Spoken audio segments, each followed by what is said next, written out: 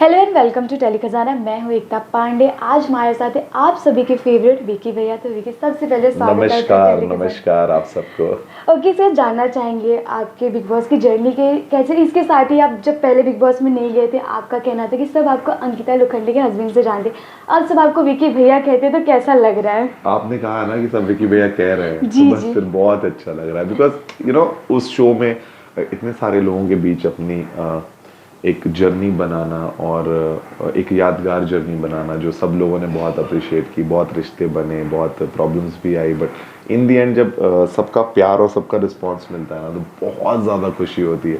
और शायद मैं यही करने वहाँ गया था। मैं सिर्फ यही सोचता था कि अगर मैं वहाँ से निकलूँ तो मैं बस अननोटिस्ड ना जाऊँ और लोग मुझे किसी माध्यम से याद रखें। अगर उनको कुछ अच्छा लगा हो तो वो रिस्पॉन्स जो है वो बहुत बहुत अच्छा है। मैं बहुत ज़्यादा खुश और लकी फील करता हूँ। ओके, इसके साथ ही विक्की, जब आप घर में नहीं गए थे सब आपको बहुत अच्छा हस्बैंड मानते थे, तो जब घर में गए तो बहुत सारे अप्स एंड डाउन्स हुए अंकिता के बीच में, आपके बीच में सब आपको रेड फ्लैग हस्बैंड कहने लगे। क्या कहना चाहेंगे इस पे? मतलब मैंने भी चीज़ें देखी तो देख के डेफिनेटली ऐसी लग रहा था और वो जो इमोशंस लोगों को आया वो कहीं ना कहीं गलत नहीं था। बट सब भूल जाते हैं कि हम एक ऐसे माहौल में थे जहाँ हम कभी पहले नहीं थे। जी जी। 2 साल हुए हमारी शादी को हुए हैं और इतना चैलेंजिंग जगह थी और हम दोनों बहुत ज़्यादा ओपिनियंस वाले इंसान हैं। हम अपनी बातें बहुत क्लियरली रखते हैं सबके सामने।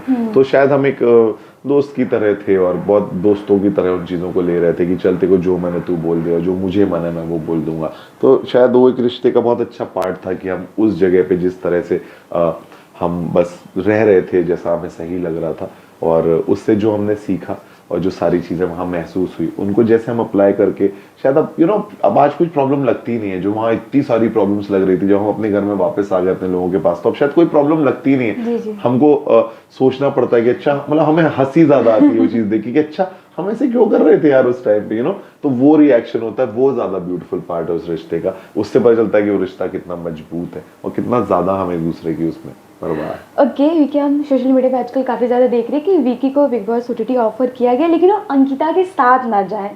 क्या कहना चाहेंगे? क्या अंकिता की वजह से आपके गेम पे अभी इफेक्ट अभी पड़ा? कुछ भी चीज पाइपलाइन पे नहीं है। मैंने अभी कुछ भी सोचा। अभी हम घर से निकल के आए हैं इतने दिनों बाद। जी अभी जी। अभी सिर्फ अपने लोगों से मिलने में बिजी हैं, थोड़ा रिलैक्स कर रहे हैं। बहुत सारी चीजें हो रही हैं। माइंड को वापस ट्रैक पे लाना बहुत जरूरी है। तो अभी हम कुछ भी नहीं सोच रहे हैं। मैं अभी कुछ भी आगे नहीं सोच रहा हूँ, बट जैसे जैसे चीजें आएंगी एक ऑर्गेनाइज वे में टाइम शेड्यूल के हिसाब से मैं क्या क्या कर पाऊंगा मैं जरूर करूंगा। मैं कुछ ना कुछ करता रहूंगा। ओके विकी, हमने शुरू में जब देखा आपका गेम बहुत स्ट्रांग था, बहुत स्ट्रांग, जितने मेंबर्स सबसे ज़्यादा आप नजर आए थे। Thank you. लेकिन बिग बॉस जो बार बार बीच में आ जाते, तो आपको क्या लगता है कि उनकी वजह से आपके गेम पे इफेक्ट पड़ मतलब गया? वहाँ ना मैं मेकर्स के अगेंस्ट कभी नहीं गया। मैंने हमेशा उनकी सारी चीज़ों को, जी उनके जी। फीडबैक्स को बहुत सीरियसली लिया और हमेशा अपने गेम में उसके अकॉर्डिंग बदलाव लाने की कोशिश की। तो मुझे ऐसा लगता है कि उनको जो सही लग रहा था वो उस टाइम पे कर रहे थे एंड मैं उसको एक अच्छी चैलेंज, एक पॉजिटिव चैलेंज की तरह एक्सेप्ट करके जो जो बदलाव करने थे मैं करके आगे बढ़ रहा था एंड शायद in the end result is very very nice. I am happy with my okay journey. Vicky, आपने मुनव्वर की जीत को कहा बैड इफेक्ट पड़ेगा,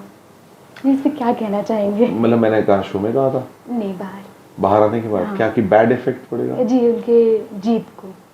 नहीं जी, मतलब सी मैं एज आई सेड कि मैं मेकर्स की चॉइस पे कभी जो भी रिजल्ट है अब हमारे सामने है। मुनव्वर डेफिनेटली जीता है तो उसमें उसको उतने वोट्स आए हैं इसलिए वो जीता है। मैं पर्सनली जो शो में उसको कहता था, मैं बस ये कहता था कि यार तुझसे मुझे और ज्यादा उम्मीद थी। मतलब मैं और ज्यादा तुझे चीजों में स्टैंड लेता देखता या ज्यादा इन्वॉल्व देखना चाहता था। एज जो तेरा नेम क्या होता है, जब बड़ा नाम होता है तो उससे बहुत ज्यादा उम्मीदें भी होती हैं जी लोगों जी को। जी। तो मुझे ऐसा लगता था कि वो और बेटर कुछ कर सकता था। बट लेकिन ठीक है, मतलब पब्लिक का प्यार है, उसका आर्ट फॉर्म बहुत अच्छा है। मैंने हमेशा उसकी रिस्पेक्ट की है। So he is a deserving winner okay for okay, इसके साथ अंकिता टॉप 4 में से निकल गई, मनारा टॉप 3 में। जो कि हमने भी देखा अंकिता टॉप 3 डिजर्व करती है और विनर बनना भी डिजर्व करती है, जैसे सलमान खान ने भी यही चीज़ की। आप इस पे क्या कहोगे? मतलब सी रिजल्ट सामने है, उसका डायनेमिक सब समझना है, कैलकुलेट करना बहुत मुश्किल है। पॉइंट इज दैट कि लोग आपको कहाँ मानते हैं। ऐसे बहुत सारे लोग थे जो अंकिता को विनर मानते हैं जी जी। या टॉप 2 में देखते हैं। बहुत मास ऑडियंस थी, शायद सबको ही ये लग रहा था या राइट। सब लोग चाह रहे थे।